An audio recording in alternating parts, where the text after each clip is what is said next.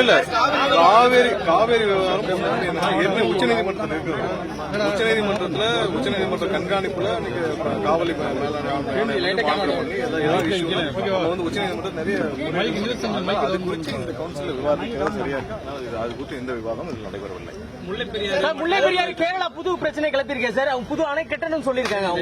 அவங்க பல வருஷமா சொல்லிட்டு இருக்காங்க. பட் இருக்கிற அணை உறுதியாக இருக்குன்னு சொல்லி உச்சநீதிமன்றம் பல குழுக்கள் ஆரம்பிச்சு உறுதியா இருக்காங்க. நமக்கு அதிகபட்சமா 152 வரைக்கும் ஏற்கனவே உத்தரவிடப்பட்டிருக்கு. அதுலயா தீர்வு காணப்படும். இருக்கிற அணை மிகவும் உறுதியாக இருக்குன்னு சொல்லி பல ஆய்வுகள் செய்யப்பட்டு உறுதியாக அது இறுதி செய்யப்பட்டிருக்கு. அவர்களுடைய எண்ணமாகவா இருக்கலாம். பட் இருக்கிற அணை மிகவும் உறுதியாக இருக்குன்னு எந்த மாற்றம். காவிரி அது இங்க விவாதிக்க முடியாது. ஏன்னா அது உச்சநீதிமன்றத்தில் அதை குறித்து இங்க விவாதிக்க முடியாது.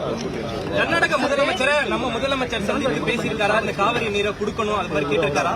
இந்த கவுன்சில்ல காவிரி நீரை பத்தி நம்ம இந்த மாதிரியான அதிகாரிகள் உச்சநீதிமன்றத்தில் இருக்கிறதுனால அதை குறித்து இங்க எங்கேயுமே பேச முடியாது.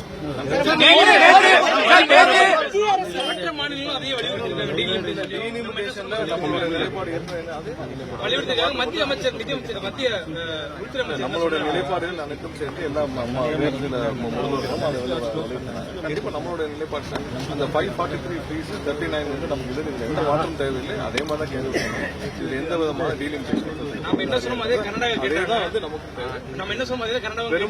பெரும்பாலும் ஏன்னா தென் மாநிலங்கள் அதிகமா பாதிப்பு ஏற்படும். இந்த விஷயம் அதிகமா பாதிக்கப்படுறது தென் மாநிலங்கள் தான். அதாவது நம்மளுடைய நிலைப்பாடுலாம் பெரும்பாலான மாநிலங்கள் இருந்தாங்க.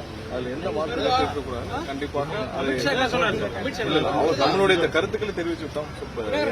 முடிவுகள் அவர்கள் கண்டிப்பாக நம்மளுடைய எதிர்ப்பு அதிகமாக பதிவு செய்வோம்.